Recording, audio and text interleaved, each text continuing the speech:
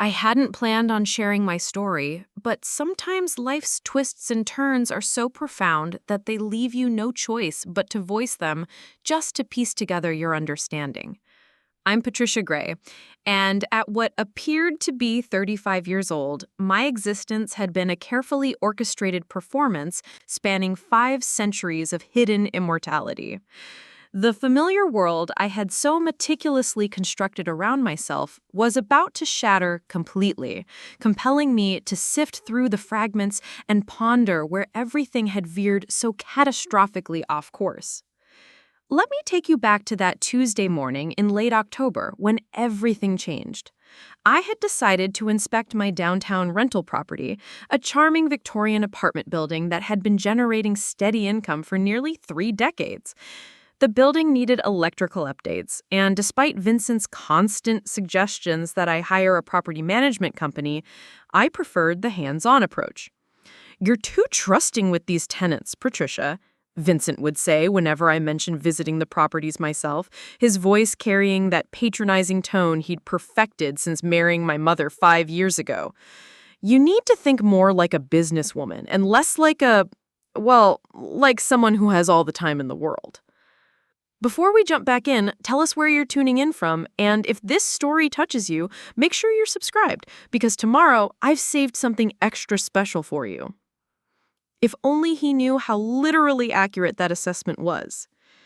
The construction crew was replacing the aging electrical system throughout the building, a necessary safety upgrade that would protect my tenants for decades to come.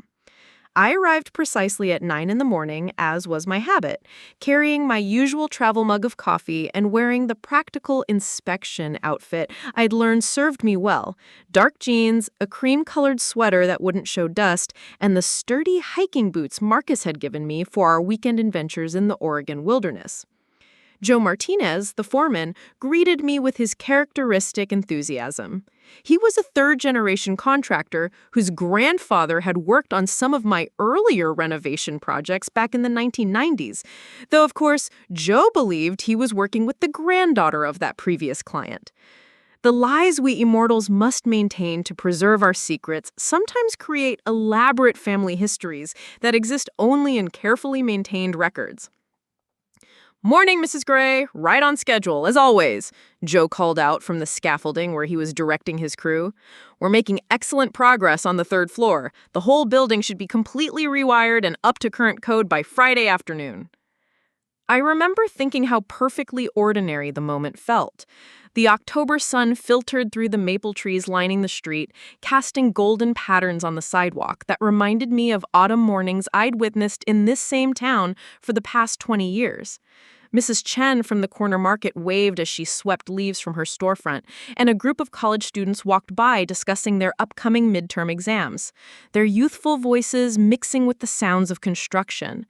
It was exactly the kind of peaceful, normal morning that had convinced me I could finally stop running and build a genuine life in one place. How naively optimistic I had been to believe that happiness could last. I was examining the new electrical panel in the basement, discussing code compliance requirements with Joe, when I heard the first ominous crack from somewhere above us. The sound was subtle at first, just a slight groan in the building structure that might have been attributed to the normal settling of an old Victorian house. But my centuries of experience had taught me to recognize the specific acoustics of impending disaster. "Joe," I started to say, looking up toward the ceiling where dust was beginning to rain down in ominous patterns. That's when the support beam gave way with a thunderous crack that echoed through the basement like a gunshot. The sound was deafening, metal grinding against concrete, wood splintering under impossible stress, and then the crushing weight of debris as the entire northeast corner of the 1st floor collapsed directly into the basement where we stood. Joe's horrified scream was the last thing I heard before a massive concrete slab crushed my chest and pinned me under a mountain of rubble. The pain was excruciating but brief. My immortal body immediately recognized trauma that would have killed any mortal instantly and triggered the defensive mechanism that had saved my life countless times over the past 5 centuries. As consciousness faded, I caught a glimpse of my own hand, crushed and mangled beneath the concrete, already beginning the supernatural healing process that would restore it completely within hours. Then, darkness claimed me, and my ancient consciousness retreated into the healing stasis that mimicked death so convincingly that even trained medical professionals would be fooled. The paramedics arrived within 7 minutes. I learned this detail later from the official incident report. It took them nearly 45 minutes to extract my body from the rubble using hydraulic equipment borrowed from the fire department. By the time they pulled me free, my vital signs had flatlined completely, and the trauma to my body appeared so severe that resuscitation attempts seemed almost insulting to the obvious finality of the situation. What Dr. Richardson couldn't have known, what no one present could have understood, was that my body was engaged in a process far more complex than simple death. Over 5 centuries of near-death experiences, my immortal physiology had developed increasingly sophisticated survival mechanisms triggered only by the most severe trauma. The healing stasis didn't just repair damage, it created such a convincing mimicry of death that even advanced medical equipment would confirm the absence of life. But for everyone watching that terrible scene unfold, Patricia Grey had died in a tragic construction accident, another victim of workplace safety failures and the inherent dangers of old building renovation. Vincent arrived at the hospital emergency department before anyone else, his black BMW sedan pulling into the ambulance bay with the urgency of a grieving stepfather who had received devastating news. I would give anything to have seen his expression when Dr. Richardson delivered the official pronouncement of death, though I suspect it wasn't the devastation one might expect from a loving family member. Margaret, my mother, arrived 20 minutes later and collapsed into Vincent's arms with wails of anguish that echoed through the emergency department corridors. Her grief appeared genuine, and perhaps it was. She had loved me in her way, even if that love had always been complicated by her financial dependence on Vincent and her tendency to defer to his judgment in all matters. "It's my fault," she sobbed against Vincent's shoulder, her voice carrying the particular desperation of maternal guilt. "I should have stopped her from going there alone. I had such a terrible feeling when she left this morning, like something awful was going to happen." Vincent's response was perfectly calibrated, exactly the right combination of comforting reassurance and practical concern that one would expect from a devoted stepfather facing a family crisis. "Margaret, darling, this isn't anyone's fault. These tragic accidents happen despite all our precautions. What matters now is honoring Patricia's memory and making the arrangements she would have wanted."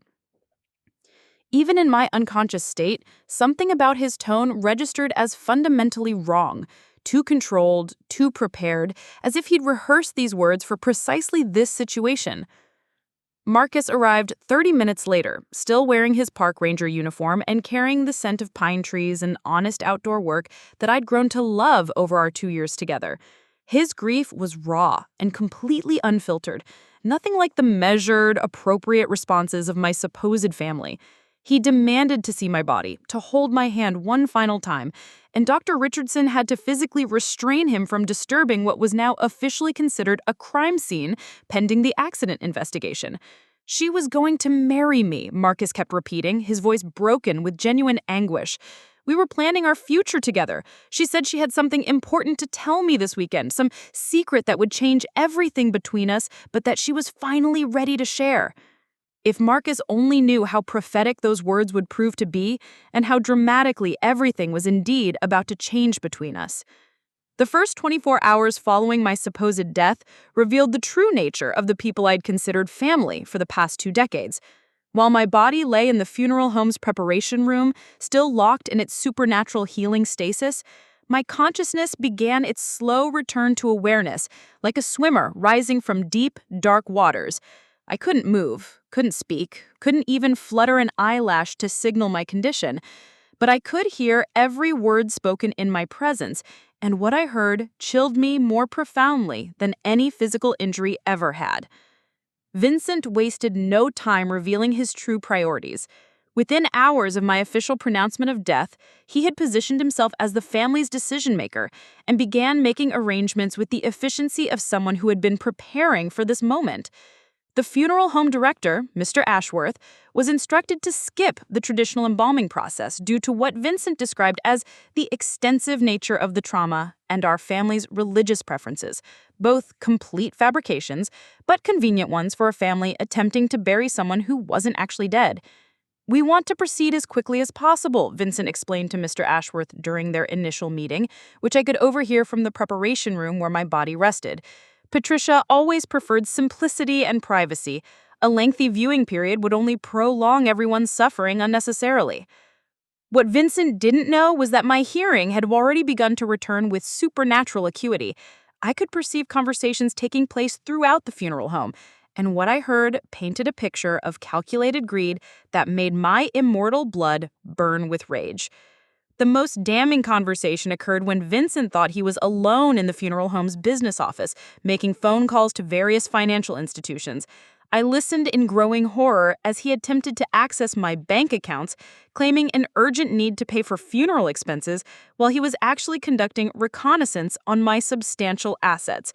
Yes, this is Vincent Blackwood, Patricia Grey's stepfather and designated executor. I need to understand the process for accessing funds to cover immediate funeral costs. I see. And what documentation would be required for that? The death certificate should be available by tomorrow morning.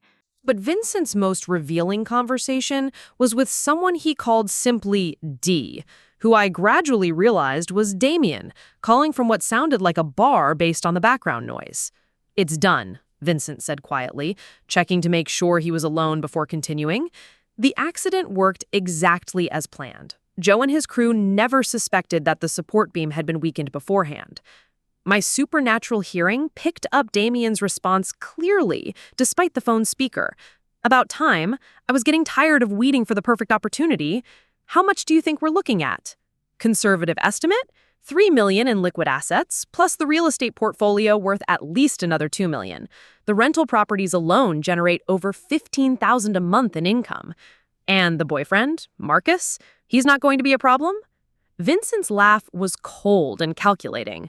"Marcus doesn't know anything about her actual financial situation. She was very private about money, which works in our favor. He thinks she was just a modestly successful small business owner."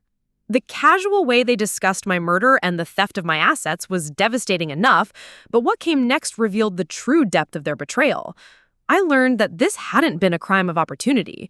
It had been planned, carefully orchestrated over a period of months. "Mother's been doing her part perfectly," Vincent continued. "The small doses of various toxins over the past year haven't killed her, obviously, but they've kept her slightly unwell and dependent on us for support. Made her more trusting, more willing to discuss her financial planning with family. My mother had been slowly poisoning me. The frequent headaches, occasional nausea, and persistent fatigue I'd attributed to stress were actually the result of Margaret systematically adding small amounts of various household chemicals to my food. The fact that my immortal constitution had neutralized these toxins before they could cause serious damage was irrelevant. The intent had been murder. The beauty of this approach," Vincent explained to Damien, "is that everyone will assume it was a tragic accident. No one suspects the grieving family of orchestrating their own loss." Dr. Richardson's unexpected phone call interrupted Vincent's celebration. I could only hear Vincent's side of the conversation, but his growing agitation told me everything I needed to know about the doctor's concerns. "Dr. Richardson, what seems to be the problem? Irregular how? I don't understand what you're suggesting. Her body temperature? But she's been dead for over 24 hours now. No, I don't think an additional examination is necessary. Doctor, surely you're not implying that there's anything suspicious about a construction accident?" The conversation continued for several more minutes, with Vincent's voice becoming increasingly strained as Dr. Richardson apparently pressed his medical concerns. When Vincent finally hung up, the silence in the funeral home was profound and ominous. Margaret arrived shortly after the phone call, and I could hear her nervous pacing in the main parlor as Vincent explained the developing complication. "Richardson wants to examine the body again. He's claiming there are irregularities in her post-mortem condition that don't match typical death patterns." "What kind of irregularities?" Margaret's voice was high with anxiety, carrying the particular tension of someone whose conscience was already burdened with guilt. Temperature fluctuations, muscle rigidity patterns that don't follow normal timelines. He's calling it highly unusual and wants to bring in additional medical expertise. I could practically hear Vincent's mind working, calculating the risks of discovery against his timeline for accessing my assets. Margaret's response revealed just how deeply she was involved in their conspiracy. Vincent, maybe we should just wait. If Dr. Richardson is suspicious, pushing too hard might make things worse. I'm already nervous about the forged signatures on those bank documents. The forged signatures are perfect, Margaret. I've been practicing Patricia's handwriting for months. But if Richardson delays the burial much longer, we'll have other people asking questions. Marcus is already suspicious about our rush to make arrangements. Marcus is grieving, Margaret protested weakly. He's not thinking clearly. Marcus is observant, Vincent corrected sharply. He's noticed that we're more concerned with logistics than mourning. Yesterday, he asked me why I was going through Patricia's financial documents so quickly. I told him we needed to understand her assets to plan appropriate memorial donations, but he didn't seem satisfied with that explanation. The conversation continued in this vein for another 20 minutes, revealing the scope of their preparation and the depth of their deception. They had been studying my financial situation for over a year, gradually gaining access to my personal information and identifying the best strategies for claiming my assets after my death. Margaret had been systematically collecting samples of my handwriting, ostensibly for sentimental scrapbook projects, but actually to help Vincent perfect his forgery skills. Most disturbing of all, I learned that they had been monitoring my relationship with Marcus, looking for any signs that I might be planning to change my will or add him as a beneficiary to my accounts. The fact that I had kept my finances private, even to Marcus, had actually worked in their favor by ensuring that no one outside the family knew the true extent of my wealth. As evening approached and the funeral home settled into its nighttime quiet, I heard Marcus return for what he'd told Mr. Ashworth would be a private vigil. His presence in the building was like a warm light cutting through the darkness of my family's betrayal. Unlike Vincent's calculating whispers or Margaret's guilty rationalizations, Marcus's grief was pure and honest. He sat beside my still form for hours, talking to me as if I could hear him, which, of course, I could, though he had no way of knowing that. "I don't understand what's happening, Patricia," he said quietly, his voice hoarse from crying. "Your family is acting so strange. They seem more concerned with business arrangements than with mourning you. Vincent was going through your desk drawers today, claiming he needed insurance information, but I saw him photographing bank statements and investment documents." His observations confirmed what I had already learned from overhearing Vincent's conversations, but hearing Marcus articulate his suspicions gave me hope that at least one person was thinking clearly about the situation. "Something feels wrong about this whole thing," Marcus continued. "The accident itself seemed so random, so unlikely. You've been inspecting construction sites for years without any problems. You're always so careful about safety protocols. And now Dr. Richardson is asking questions about medical irregularities, and your family wants to rush you into the ground before anyone can investigate properly." Marcus's intuition was leading him toward the truth, but he couldn't possibly imagine the supernatural reality of my condition or the murderous conspiracy he was beginning to uncover. By the second night of my supposed death, my immortal abilities had begun manifesting in ways I had never experienced throughout my 5 centuries of existence. The profound betrayal by those I had trusted most seemed to be triggering something ancient and powerful within me, awakening capabilities that had remained dormant despite my immortal nature. I could hear conversations taking place miles away from the funeral home, sense the emotional states of people in the building, and, most disturbing of all, I was beginning to perceive the actual thoughts of those who came to pay their respects. The development of these enhanced abilities was both exhilarating and terrifying. Throughout my long existence, I had been essentially human in all respects, except for my inability to age or die permanently. I had never possessed supernatural strength, telepathic abilities, or any of the powers typically associated with immortal beings in folklore.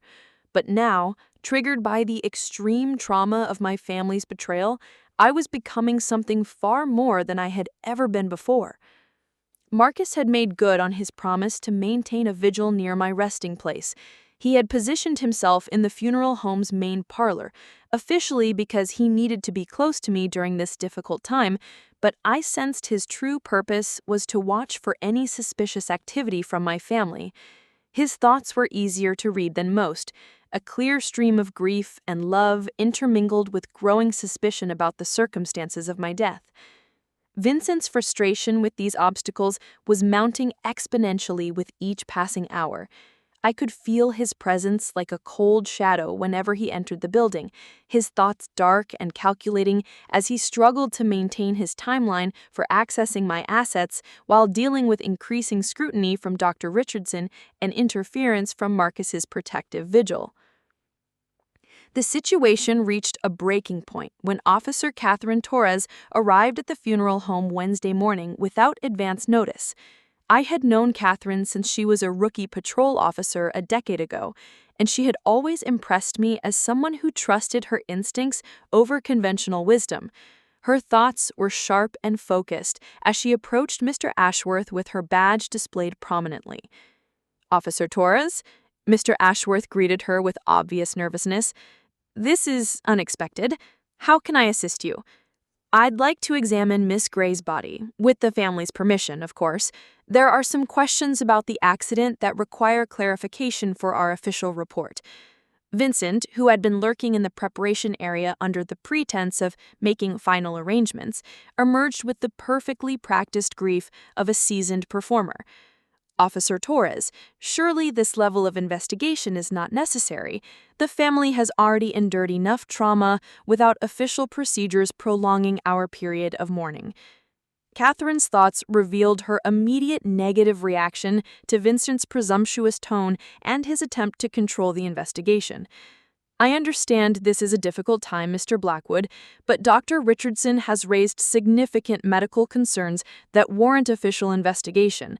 We need to ensure we have a complete understanding of what happened at the construction site." "What kind of concerns?" Vincent's voice carried exactly the right note of worried confusion, but I could sense the panic coursing through his thoughts beneath the careful performance. "Irregularities in the post-mortem condition that don't align with the supposed time and cause of death.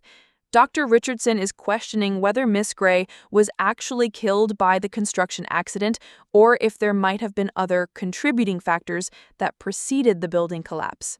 The temperature in the room seemed to drop several degrees, though I wasn't certain whether this was my supernatural perception or an actual manifestation of my growing power in response to the conversation. Vincent's thoughts became a chaotic swirl of contingency plans and damage control scenarios as he realized that his carefully orchestrated scheme was facing serious scrutiny.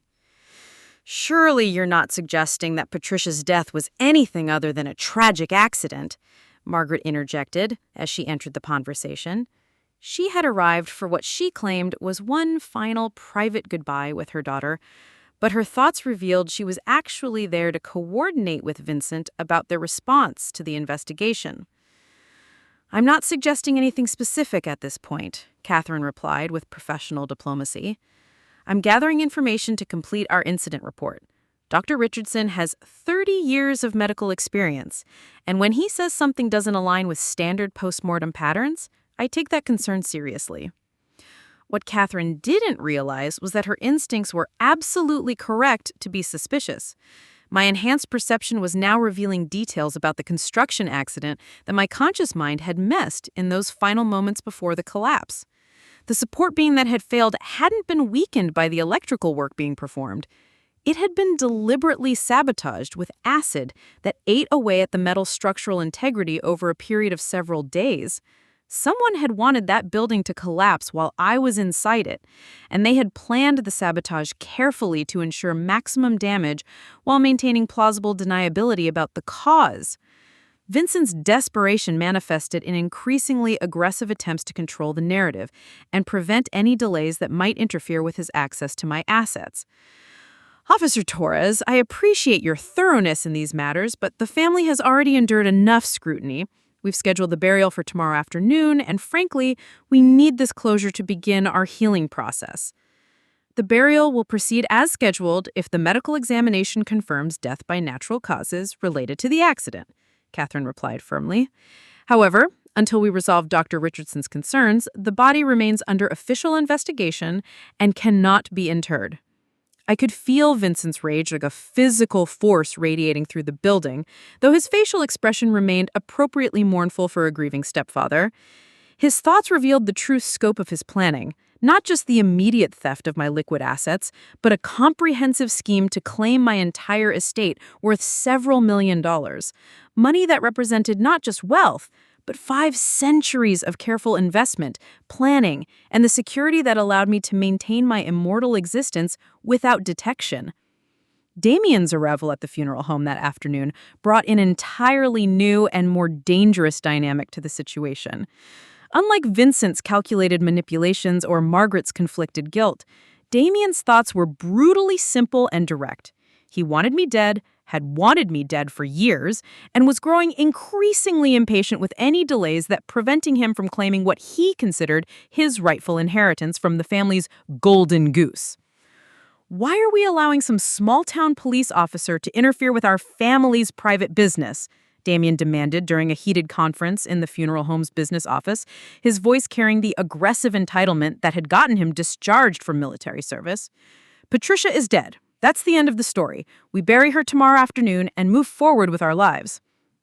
It's not that simple, Damien, Vincent replied sharply, his carefully maintained composure finally beginning to crack under the pressure. The longer this investigation continues, the more questions people ask about our actions.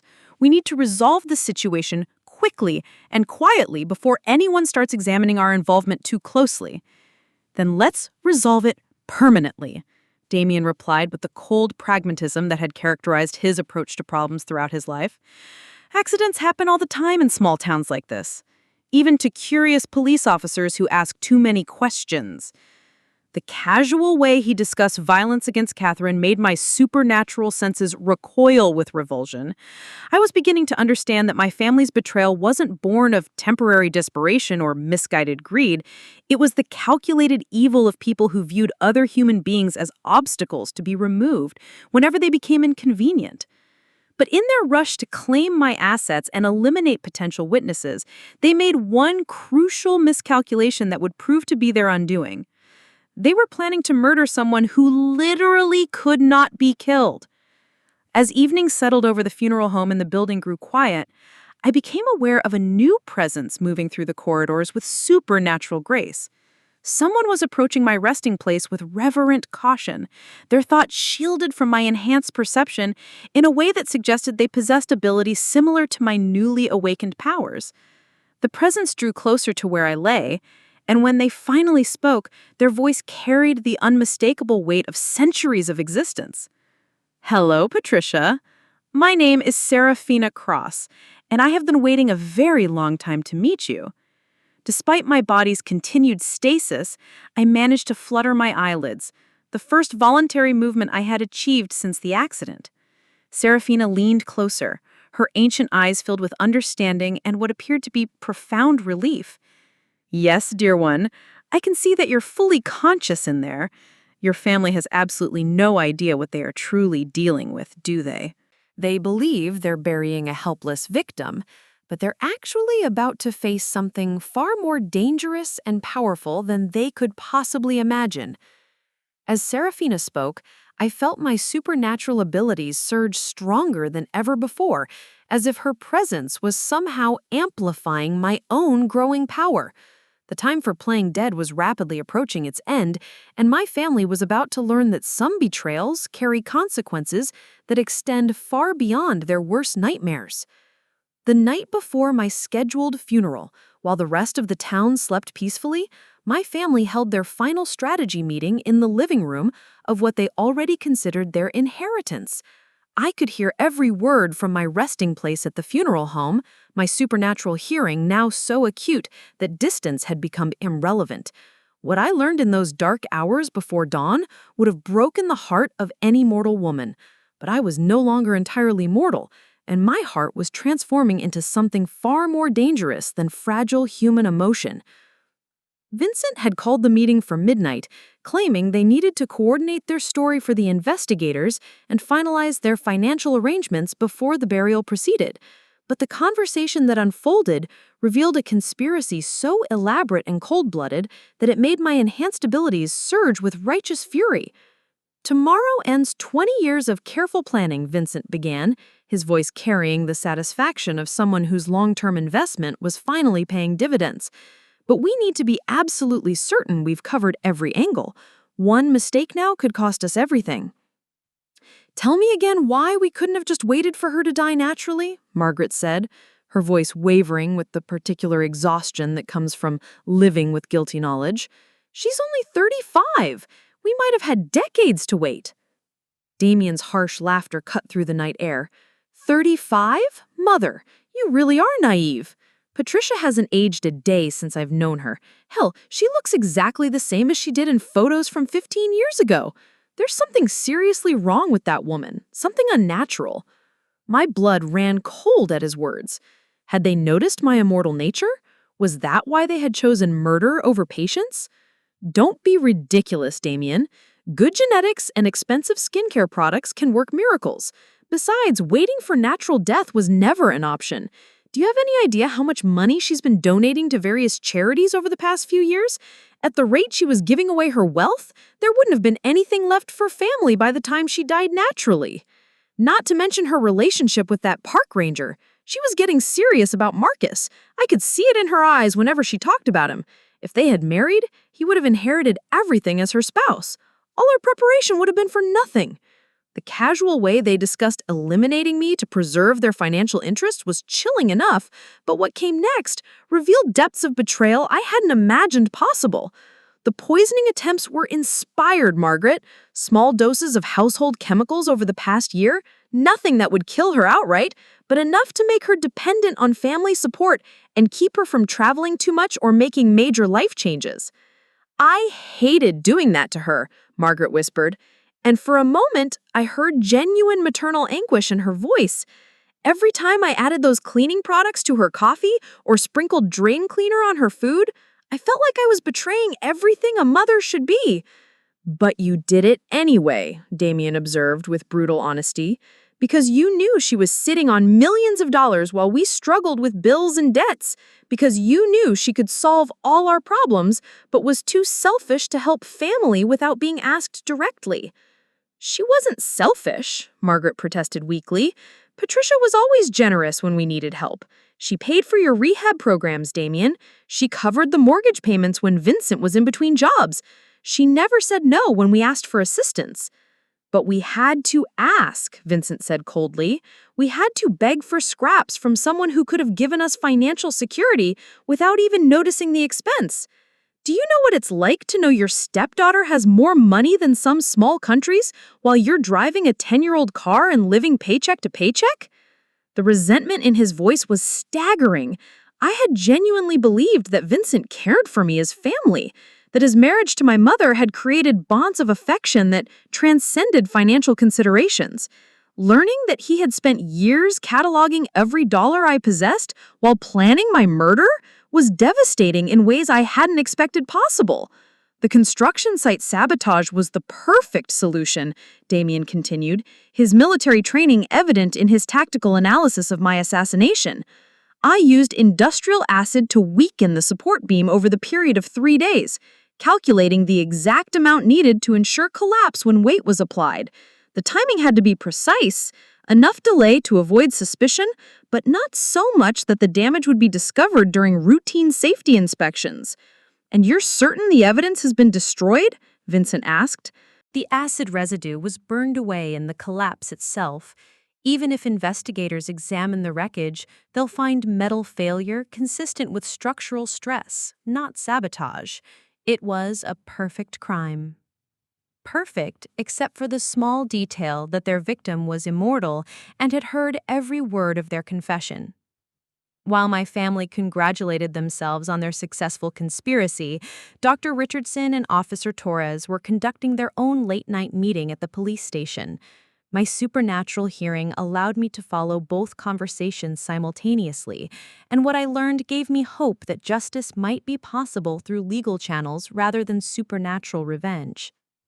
The body temperature fluctuations are completely inconsistent with normal postmortem patterns, Dr. Richardson explained to Catherine, spreading medical charts across her desk.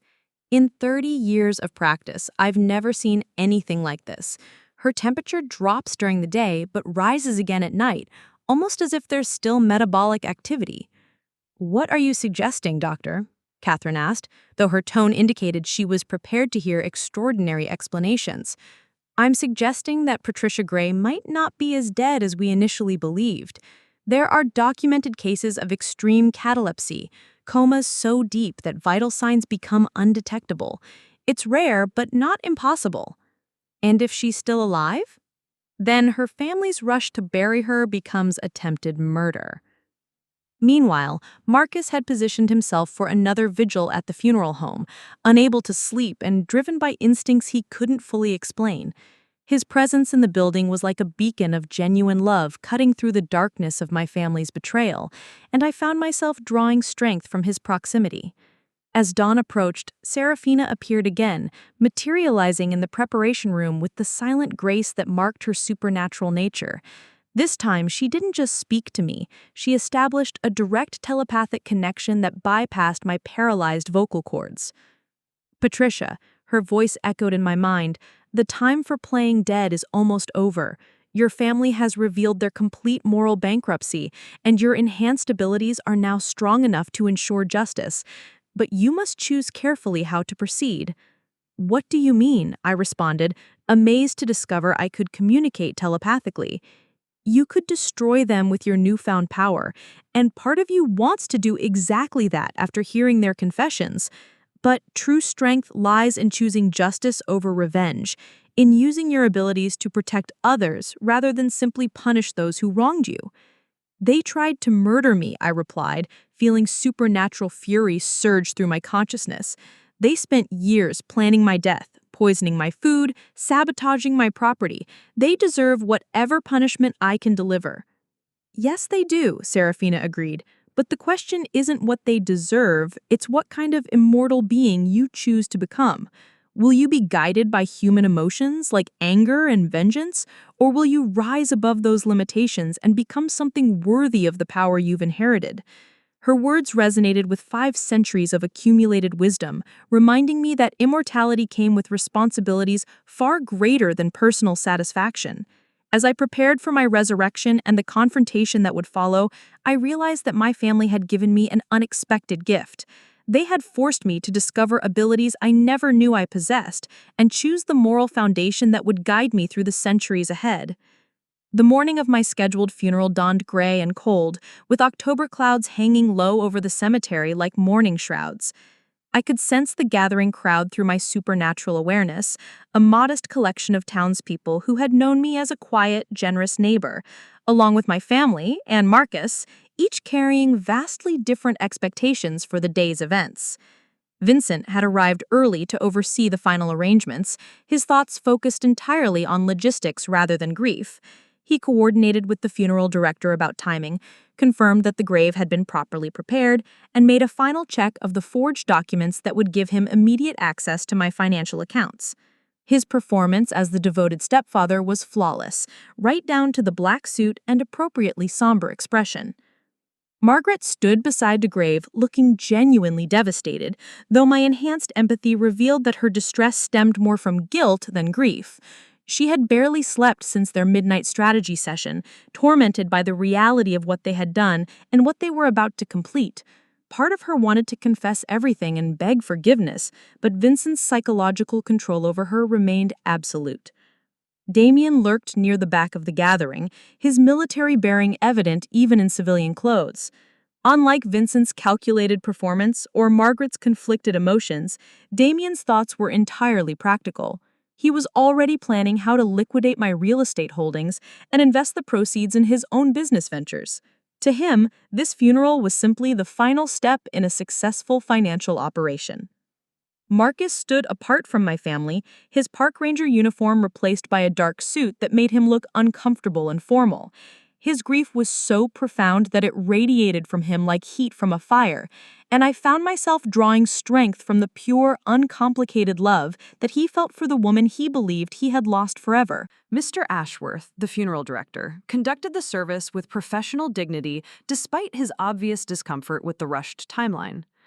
He had been in the funeral business for 25 years and had developed an instinct for family dynamics that told him something was fundamentally wrong with this situation, though he couldn't identify exactly what was bothering him. The eulogy that Vincent delivered was a masterpiece of calculated emotion, perfectly pitched to sound heartfelt while revealing nothing genuine about his relationship with me. He spoke of my generous spirit and devotion to family, words that took on sinister double meanings when considered in light of their conspiracy to murder me for my money.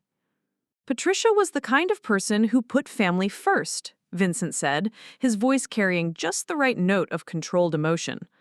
She understood that our bonds to each other transcend individual desires and that true love sometimes requires sacrifice for the greater good of those we hold dear. I wanted to laugh at the irony, but my body remained locked in its healing stasis, even as my consciousness prepared for the moment of revelation that was rapidly approaching. Dr. Richardson and Officer Torres arrived just as the casket was being lowered into the grave, their timing coordinated to ensure they could intervene if their suspicions proved correct. Both carried themselves with the purposeful determination of people who had decided to trust their professional instincts over social convention. "Excuse me," Catherine called out as the funeral director began the final prayers. "I need to stop this ceremony immediately."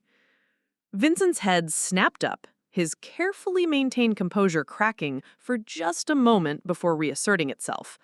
"Officer Torres, surely this interruption isn't necessary.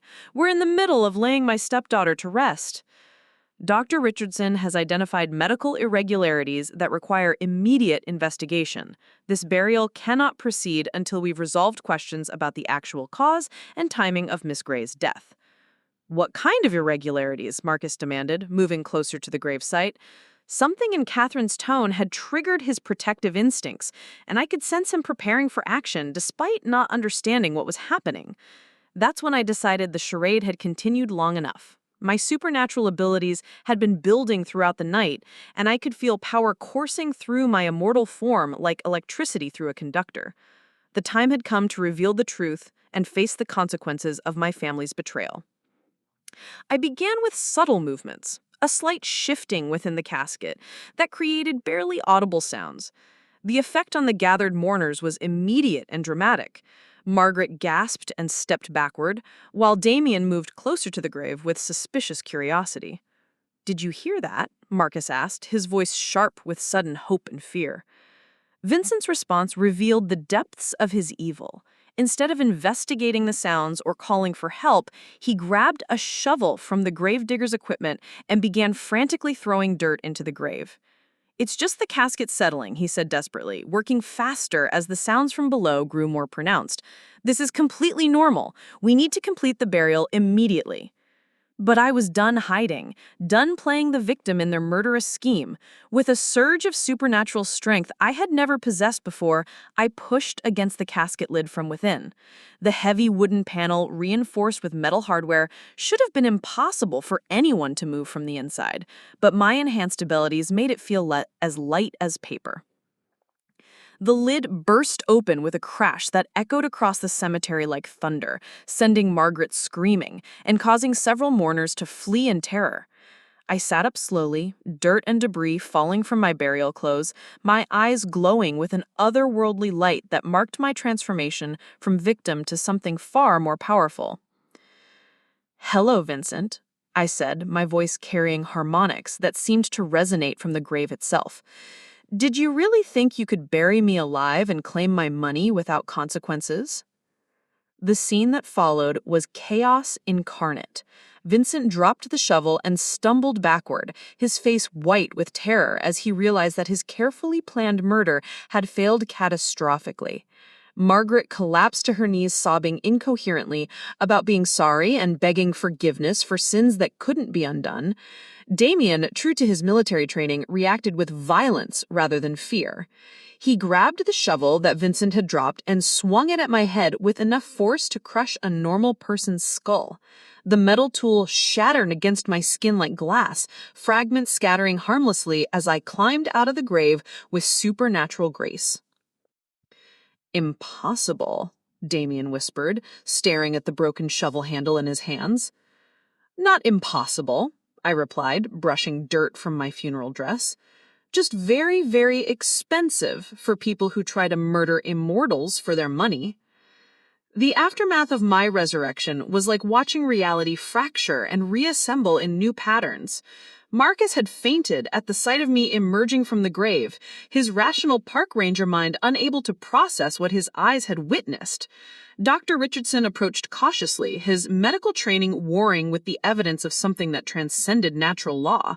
Officer Torres maintained her professional composure despite the supernatural chaos, already calculating how to handle a situation that existed far outside normal police procedures. But it was my family's reactions that revealed the most about their true natures.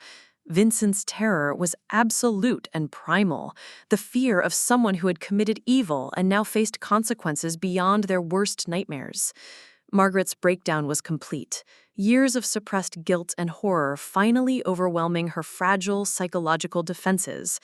And Damien's response was characteristically violent, his military training making him continue attacking, even when faced with an obviously supernatural opponent. "This isn't possible," Vincent kept repeating, backing away from the gravesite as I brushed centuries of earth from my clothing. "People don't come back from the dead. This is some kind of trick, some elaborate fraud." "The only fraud here was your loving stepfather performance," I replied, my voice carrying new harmonics that seemed to resonate from the very ground beneath our feet. 500 years old, to be precise. What you witnessed wasn't death. It was my body's healing response to trauma that would have killed any normal person instantly. 500 years? Marcus had regained consciousness and was staring at me with a mixture of love, fear, and complete bewilderment. "Patricia, what are you saying? What's happening here?" Before I could answer, Serafina materialized beside me with the fluid grace that marked her ancient supernatural nature. Her presence caused another wave of gasps and fear from the gathered witnesses, but also brought a sense of authority and wisdom that helped stabilize the chaotic scene. "Patricia is telling you the truth," Serafina said, her voice carrying the weight of 8 centuries of existence. "She is immortal, as am I. We are rare beings who live among mortals, usually in secret, contributing to society while protecting our true nature from those who would exploit or fear us."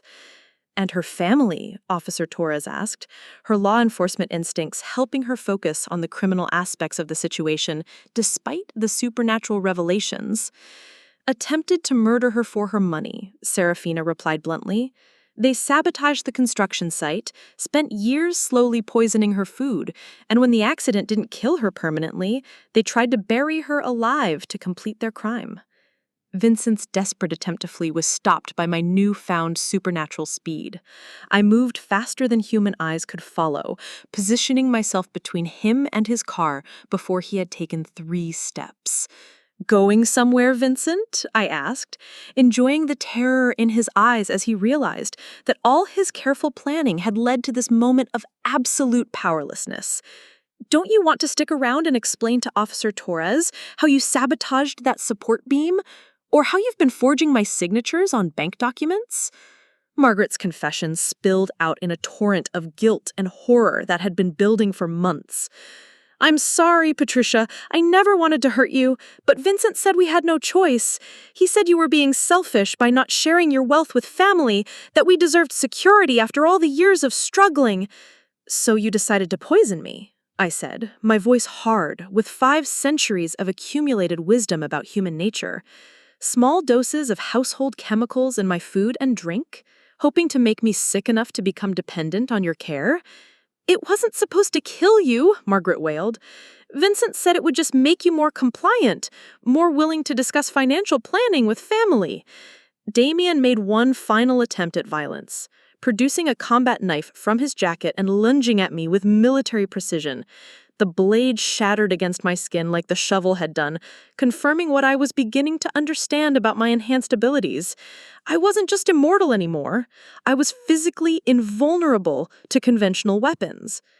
"Officer Torres," I said calmly, restraining Damien with strength that rendered his struggles meaningless, "I believe you have sufficient evidence now to arrest these three for conspiracy, attempted murder, fraud, and whatever other charges apply to people who try to bury someone alive for their money." Catherine nodded, already reaching for her handcuffs, despite the surreal nature of the situation. "Vincent Blackwood, Margaret Blackwood, Damien Blackwood. You're under arrest for the attempted murder of Patricia Grey and conspiracy to commit fraud. You have the right to remain silent." As my family was processed and loaded into police vehicles, I found myself facing the more complex challenge of managing the witnesses to my supernatural resurrection.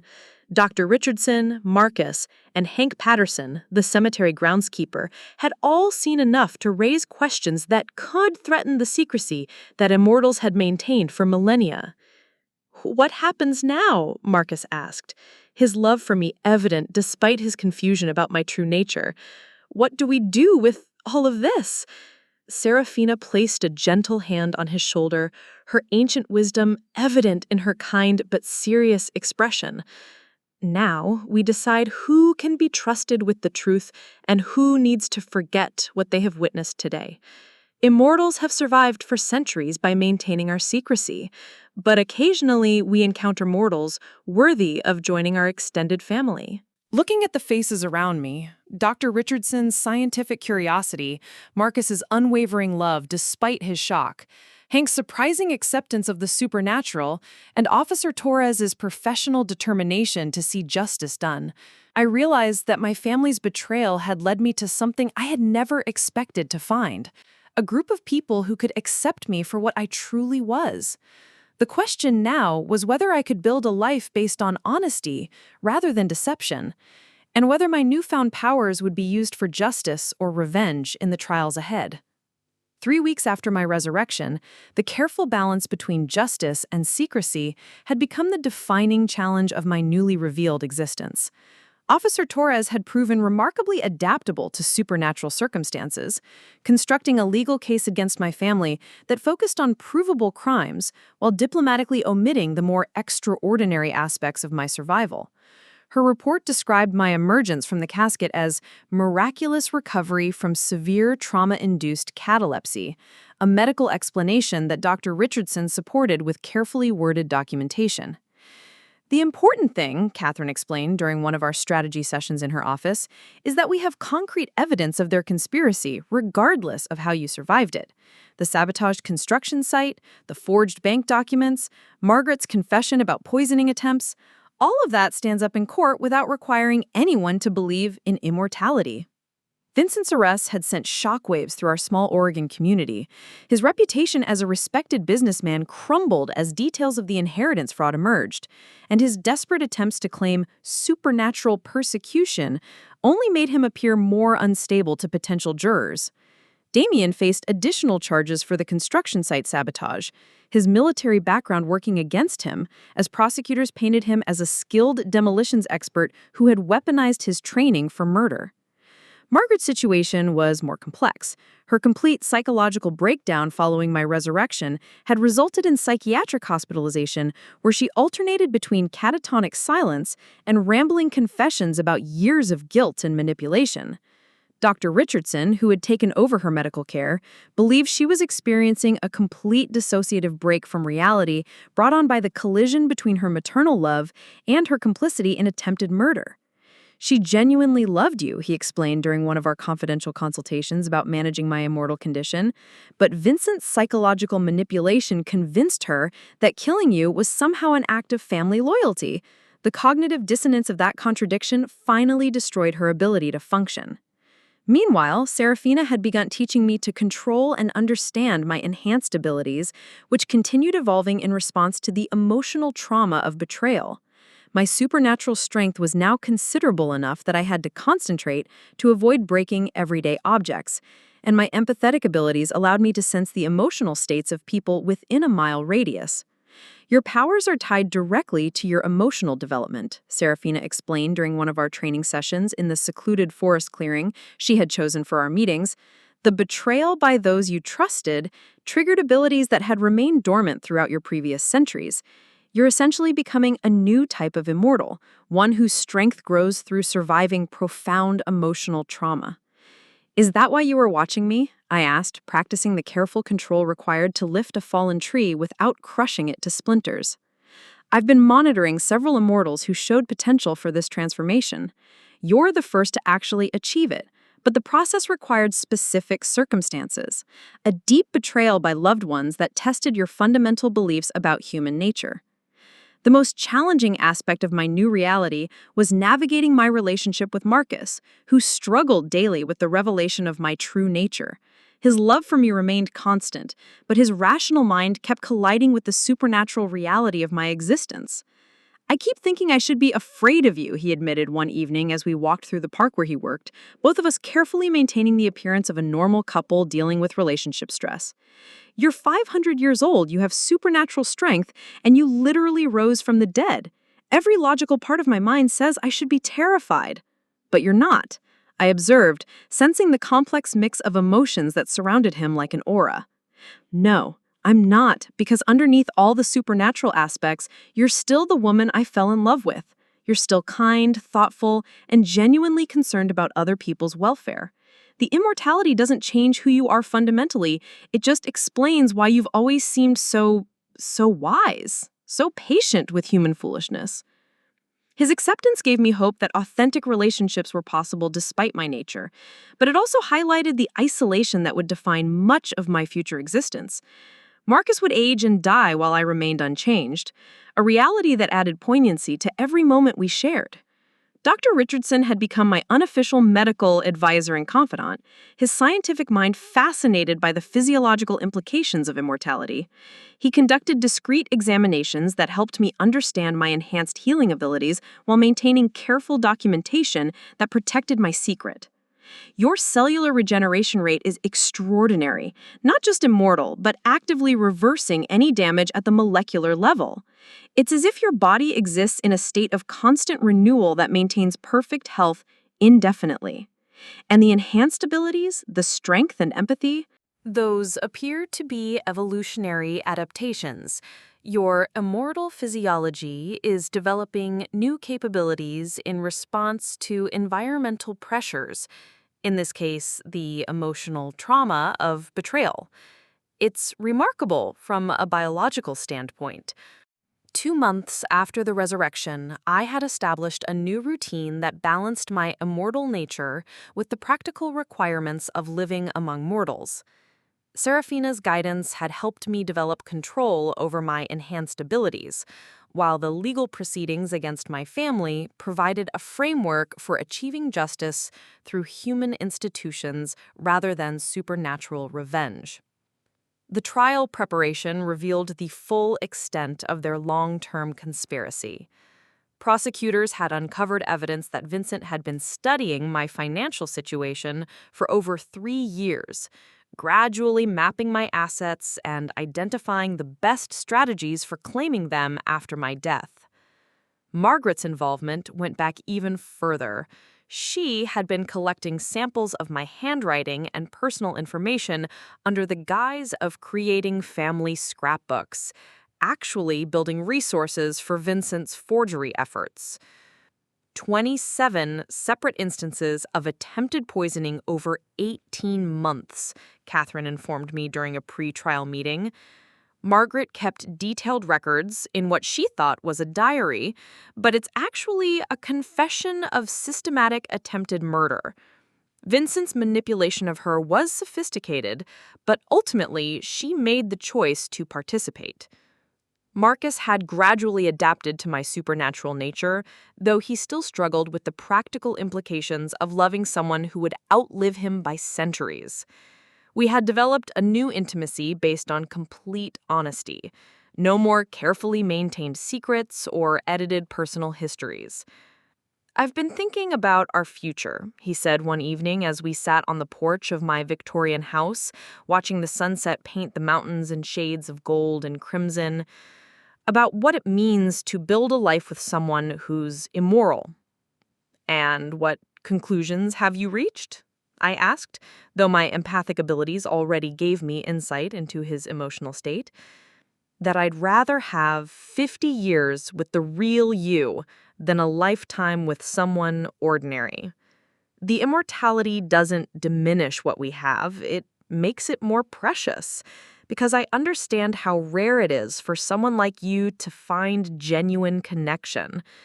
His words carried weight that touched something deep in my immortal soul. After 5 centuries of carefully maintained distance from mortals, the possibility of authentic love felt both exhilarating and terrifying. Dr. Richardson had introduced me to others who might benefit from my unique abilities. My enhanced healing had evolved to the point where I could accelerate recovery in others through concentrated touch, a capability that opened new possibilities for helping people while maintaining my secret. Mrs. Patterson, from the retirement community, advanced arthritis, but not terminal. If you could ease her pain without creating suspicion about miraculous healing, I had begun making discreet visits to patients who could benefit from my abilities, always in ways that appeared to be natural improvement or response to conventional treatment. The work gave me purpose beyond my personal situation and helped me understand how to use my enhanced nature constructively. Serafina announced her intention to leave town once my legal situation stabilized, confident that I had developed sufficient control over my abilities to maintain secrecy while living authentically among trusted mortals. "You've achieved something remarkable," she told me during what would be our final training session. "Most immortals who develop enhanced abilities through trauma become isolated and bitter. You've chosen integration and service to others instead." "Will I see you again?" I asked, surprised by how much her mentorship had meant to me. "Perhaps, though probably not for several decades. I have other immortals to guide, and you have a life to build here. But remember, you're no longer just an immortal hiding among mortals. You're a bridge between our kinds, someone who can demonstrate that supernatural abilities and human compassion can coexist." The trial of Vincent and Damian Blackwood became the most sensational court proceeding in our county's history, though the supernatural elements remained carefully hidden beneath layers of conventional criminal evidence. I testified for 3 days about the years of emotional manipulation, the systematic attempts to control my finances, and the family dynamics that had enabled their conspiracy to flourish. The defendants viewed Ms. Grey not as a family member deserving love and protection, but as a financial resource to be managed and ultimately exploited. The prosecutor argued in her closing statement they spent years planning her murder with the cold calculation of people who saw her death as a business opportunity rather than a human tragedy. Vincent's defense strategy focused on claiming mental incompetence and suggesting that grief over my miraculous survival had driven him to make false confessions. His lawyer argued that no rational person would attempt such an elaborate murder scheme, therefore his admissions must be the product of psychological breakdown rather than actual guilt. The jury didn't buy it. Faced with overwhelming physical evidence, recorded confessions, and testimony from multiple witnesses, they convicted Vincent on all charges: conspiracy to commit murder, fraud, forgery, and attempted murder. He received a sentence of 25 years to life, ensuring he would never again have the opportunity to exploit vulnerable family members. Damien's conviction was even more straightforward. His military expertise in demolitions, combined with chemical evidence from the construction site and his own recorded admissions, made his guilt undeniable. The jury found him guilty of attempted murder, sabotage, and conspiracy, resulting in a 30-year sentence that reflected the premeditated nature of his crimes. Margaret's case proceeded differently. Her complete psychological collapse had rendered her incompetent to stand trial, and she was committed to long-term psychiatric care under court supervision. Dr. Richardson, who monitored her condition, reported that she oscillated between lucid remorse and complete denial of reality. 6 months after the trial concluded, I stood in the garden behind my Victorian house, surrounded by the people who had become my chosen family. The October afternoon was crisp and golden, exactly like the day my old life had ended and my authentic existence had begun. Marcus waited at the makeshift altar we had constructed beneath the ancient oak tree, his park ranger uniform replaced by a simple, dark suit that made him look both nervous and radiant. Our wedding was nothing like the elaborate ceremony Vincent might have orchestrated for publicity purposes. Instead, it was an intimate gathering of those who knew and accepted my true nature. Dr. Richardson serving as our officiant, using his online ministry credentials, Officer Torres standing as my maid of honor, despite the unconventional circumstances of our friendship, and Hank Patterson providing surprisingly eloquent readings about love transcending the boundaries of mortality. Serafina had returned for the occasion, materializing just as the ceremony began with the quiet grace that marked her supernatural nature. Her presence blessed our union not just as an immortal mentor, but as someone who understood the rarity of finding genuine love across the species divide. Patricia and Marcus, Dr. Richardson said, his medical training lending unexpected authority to his ministerial role. You come together today with full knowledge of each other's nature and limitations. Patricia, you offer centuries of wisdom and supernatural abilities that will be used in service of others. Marcus, you offer the precious gift of mortal love that reminds us why immortality itself is valuable only when shared with those we cherish. The vows we exchanged were honest about the challenges ahead, my immortality and his mortality, the secrets we would need to maintain, the isolation that supernatural nature sometimes required. But they were also filled with hope about building something unprecedented, a marriage based on complete truth rather than carefully maintained deceptions. I know our time together is measured in decades rather than centuries, but I choose those decades with you over an eternity with anyone else. You've taught me that love isn't about duration, it's about authenticity, acceptance, and the courage to embrace something extraordinary despite its challenges. My own vows drew on 5 centuries of accumulated wisdom about human nature and the rarity of genuine connection. I promise to use my gifts in service of others, to honor the trust you've placed in me despite my supernatural nature, and to remember that immortality's greatest value lies not in endless time, but in the wisdom to use that time meaningfully with those brave enough to love an immortal being. The foundation I had established using my accumulated wealth was already helping its first beneficiaries, families struggling with medical expenses, students needing educational support, and elderly community members requiring assistance with daily living. My enhanced healing abilities remained our secret, but they allowed me to provide comfort and accelerated recovery in ways that appeared miraculous without seeming supernatural. As evening settled over our small celebration, I reflected on the profound transformation that betrayal had ultimately brought to my existence. My family's greed had forced me to discover abilities I never knew I possessed and choose the moral foundation that would guide me through the centuries ahead. Their attempt to destroy me for money had instead revealed the difference between blood relations and chosen family, between existing and truly living. Hank Patterson raised a toast as the first stars appeared in the darkening sky. To Patricia and Marcus, who proved that love can transcend the boundaries between mortal and immortal. And to the rest of us lucky enough to witness that some fairy tales are actually true. Standing there surrounded by people who accepted me completely, I realized that immortality's greatest gift wasn't endless time. It was finally having the wisdom and courage to spend that time authentically, in service of others, and in celebration of the genuine connections that make existence meaningful regardless of how long it lasts.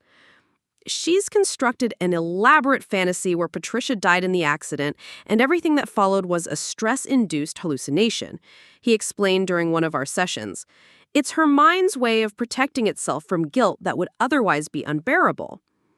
I visited Margaret once at the psychiatric facility, hoping to offer some form of closure for both of us.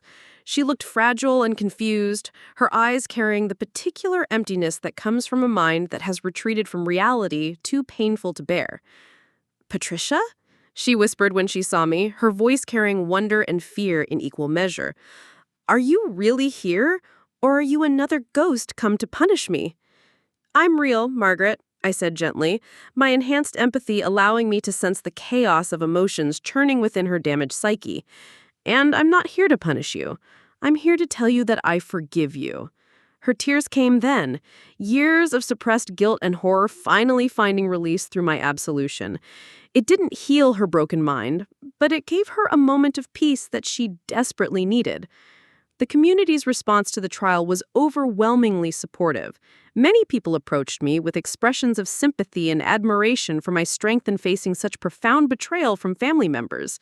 Their support helped me understand that belonging doesn't require complete honesty about supernatural nature. It requires authenticity in the relationships and contributions that define daily life. Marcus proposed again on the 6th-month anniversary of my resurrection, this time with full knowledge of my immortal nature and a clear understanding of what our future together would entail. "I know you will outlive me by centuries. I know our time together is limited by my mortality rather than your immortality. But I also know that I'd rather spend my lifetime loving someone extraordinary than waste it on something ordinary and safe." I said yes, not just to marriage, but to the possibility of building authentic relationships based on truth rather than carefully maintained deceptions. For the first time in 5 centuries, I was ready to stop hiding and start truly living among the mortals who had accepted me despite my supernatural nature. Up next, you've got 2 more standout stories right on your screen. If this one hit the mark, you won't want to pass these up. Just click and check them out. And don't forget to subscribe and turn on the notification bell so you don't miss any upload from us.